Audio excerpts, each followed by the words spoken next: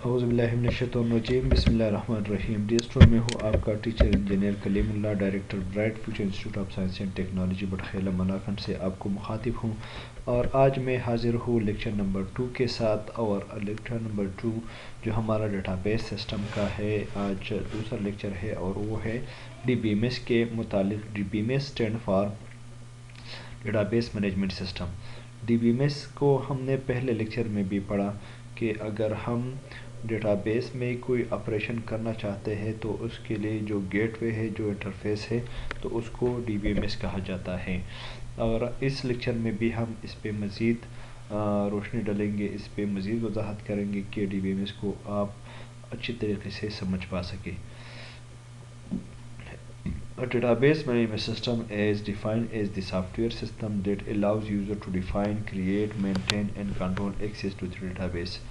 میں نے پہلے بھی آپ کو بتا دیا کہ اگر ہم ڈیٹا بیس میں کوئی آپریشن کرنا چاہتے ہیں، اس کو کنٹرول کرنا چاہتے ہیں، اس میں کوئی ڈیٹا انٹری کرنا چاہتے ہیں، ڈیلیٹ کرنا چاہتے ہیں، اپڈیٹ کرنا چاہتے ہیں، تو یہ سارے آپریشن ہم ڈی بی ایم ایس کے تھرو بآسانی کر سکتے ہیں۔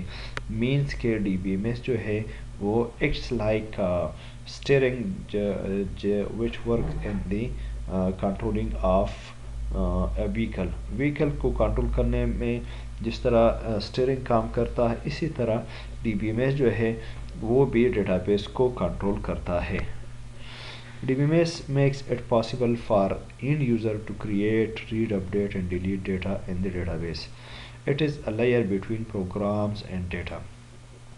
ڈی بی ایم ایس کے بارے میں پہلے بھی میں نے آپ کو بتا دیا کہ یہ ڈیٹا بیس میں مختلف آپریشنز کے لیے استعمال ہوتا ہے، جس طرح پہلے میں نے آپ کو بتا دیا، اور ابھی یہ لکھنے میں بھی آپ کو نظر آ رہا ہے کہ اس کی معنی یہ ہے کہ ڈی بی ایم ایس کے تھرو ہم ڈیٹا بیس میں ڈیٹا کو کریٹ کر سکتے ہیں، ریڈ کر سکتے ہیں، اپڈیٹ کر سکتے ہیں، ڈیلیٹ کر سکتے ہیں۔ اور یہ ایک انٹرفیس ہے پروگرام اور ڈیٹا کے درمیان۔ مین کہ اگر یوزر ڈیٹا بیس کو ایکسیس کرنا چاہتے ہیں تو اس کے لیے یہ ڈی بی ایم ایس استعمال ہوتا ہے۔ تو اس کو ہم اس طرح بھی ڈیفائن کر سکتے ہیں کہ D B M S acts like a bridge between the user and database. جس طرح یہ ابھی اس کی ایک ماڈل بنایا ہے، اور اس ماڈل سے آپ بہت آسانی سے ڈی بی ایم ایس کو آپ سمجھ سکتے ہیں۔ اور یہ ماڈل اگر آپ اس کو دیکھ لیں تو یہ اس میں پورے ڈی بی ایم ایس کی کہانی اس میں بند ہے۔ اگر آپ باقی جو میں نے ابھی سلائڈز پڑھا دی، اگر آپ اس کو نہ بھی سمجھیں، صرف یہ ایک سلائڈ آپ کو ڈی بی ایم ایس سمجھانے کے لیے کافی ہے کہ جس طرح ڈی بی ایم ایس درمیان میں ہے، اس سے لیفٹ سائڈ پہ ڈیٹا بیس ہے اور رائٹ سائڈ پہ اپلیکیشن اور یوزر ہے۔ اور یہ اپلیکیشن اور یوزر جب ڈیٹا بیس کو ایکسیس کرنا چاہتے تو وہ ڈی بی ایم ایس استعمال کرتے ہیں۔ اگر ڈیٹا بیس اپلیکیشن اور یوزر کو کچھ ڈیٹا پرووائڈ کرنا چاہتے تو وہ بھی ڈی بی ایم ایس کے تھرو ہوگا۔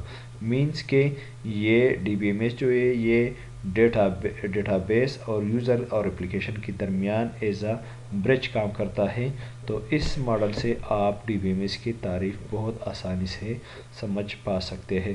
امید ہے کہ یہ لیکچر بھی آپ کو پسند آیا ہوگا، اور اس میں آپ نے ڈی بی ایم ایس کے متعلق بہت کچھ سیکھا ہوگا، کیونکہ ڈیٹا بیس اور ڈی بی ایم ایس ایک دوسرے کے ساتھ کنیکٹڈ ہے، ریلیٹڈ ہے۔ تو یہ جو پہلے ٹاپک سے آپ یہ پرائمری ہے، تو آپ نے اس کو سمجھنا کے لیے آپ نے اس کو ٹائم بھی دینا ہے، اور آپ نے اس کو سمجھنا ضروری اس لیے ہے کہ آپ اس کو پڑھیں گے، اس کو سمجھیں گے تو آگے ٹاپک آپ کو بہت آسان ہوں گے۔ امید ہے کہ یہ لیکچر بھی آپ کو پسند آیا ہوگا۔ تب تک دیجیے اجازت اپنے ٹیچر انجینئر کلیم اللہ کو۔ اللہ حافظ۔